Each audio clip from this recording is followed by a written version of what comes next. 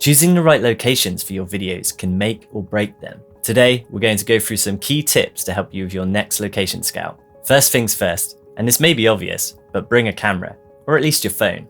Having a good selection of stills to look back on is always a plus. A regular DSLR or mirrorless will do the trick. If you are using your phone, I'd recommend using an app such as Cadrage. This is a fantastic director's viewfinder app that I've reviewed before on the channel, and you can check that out here if you're interested. It's a great tool to use as you're able to dial in the exact camera and lens setup that you're going to be using for the shoot without actually having to have it with you. You can use it to record video clips as well if needed, and you can also export a PDF with all of your shots for reference later. And as a bonus tip, you could also bring a 360 camera if you have one, to get a more immersive look at your scout. One of the main things to consider when on a location scout is of course lighting. Take note of where the natural ambient light is coming from. I'd recommend, if you can, visiting the location you're scouting at roughly the same time of day you expect to be shooting it. It doesn't have to be exact, but just generally morning, afternoon, evening, to give you a more accurate sense of what the light will be doing at that time of day. You'll most likely be doing the scout long before the actual shoot,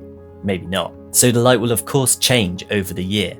This is where apps such as Sunseeker and Helios come into play. You'll be able to see where the sun will be positioned on a specific day at your location. You can use the top-down view to get a general overview, or you can use the augmented reality feature if you need it to be more accurate, to work out where the sun will be hitting a specific window, for example. This is a great help with planning the shooting schedule. Audio is perhaps something not a lot of people consider when it comes to a location scout, but it's arguably as important, if not more important, than lighting. Some things to consider are, what sounds do you have control over in the location, and what sounds can you do nothing about?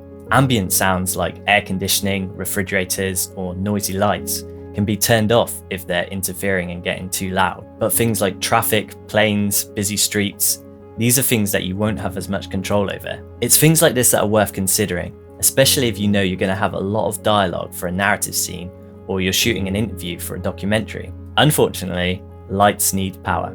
While we can get away with using batteries for smaller light fixtures, if you're going to need a lot of powerful lights, you're going to need a decent power source.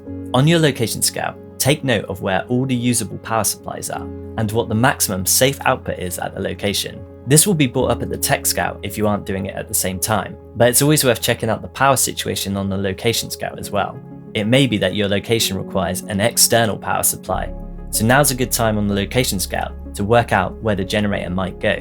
While knowing where the actual filming will be taking place at a location is important, knowing where you can set up your base camp to dump all of your equipment is also key. Are there additional rooms you can use? Will you need some sort of tent or marquee if you're outside? Where are the toilets? Does the location even have them, or will you need to hire them? Is it going to be a full day shoot? Will there be a place for catering? Where are the fire escapes? These are all good things to find out and consider. There is also the red tape to think about. Do you have clearance to shoot at that location? Will you need a property release? What insurance will you need? Now, if you're working as the director of photography or a cinematographer, you probably won't have to deal with these on a bigger shoot. But if you're working as part of a small team or just on a personal project by yourself, it's worth bringing up things like this to the property manager or owner. One last thing that I thought was worth mentioning is that if you can't physically get to a location, you can use tools such as Google Street View and Google Maps to get a rough idea. While it's not the same as actually being there, using tools like this is a great option, as it allows you to scout a lot of locations quickly, and you may even find some places that you wouldn't have found if you were there in person. You can also use these in combination with apps such as Sunseeker to give you an idea of where the light will be coming from. I hope you found these tips useful. If you did, give the video a thumbs up, I appreciate the support. And if you want to see more videos on cinematography and filmmaking in general, you can subscribe here if you haven't already. Thanks for watching, and I'll see you next time. Take care.